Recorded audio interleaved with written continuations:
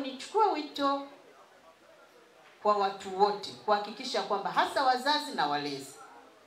Mkuu wa chuo ametuambia chuo chake kimesajiliwa. Tuna taratibu za kiserikali. Kila chuo kinachotaka kutoa mafunzo ya ufundi stadi lazima kisajiliwe na taasisi sahihi ya serikali inayosimamia vyuo vya ufundi stadi. Na hii ni NACTVET. Kwa hiyo kwa kusajiliwa ina maana chuo kinatoa mafunzo bora, walimu wenye sifa, vifaa na kadhalika. Na hawa wanafunzi kitu alichokionyesha hapa kinatuonyesha wazi ubora wa mafunzo uliopo hapa. Kwa hiyo niwaombe wazazi, walezi na nyote kuhakikisha kwamba unampeleka kijana wako, mtoto wako kupata mafunzo ya ufundi stadi kwenye chuo kilichosajiliwa.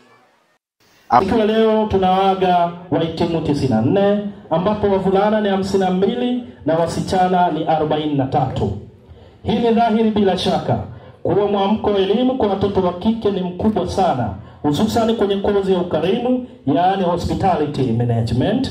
Hii yote ni matunda makubwa ya Mheshimiwa Rais wa Jamhuri ya Muungano wa Tanzania Dr. Samia Suluhu Hassan kupitia Tanzania Royal Tour.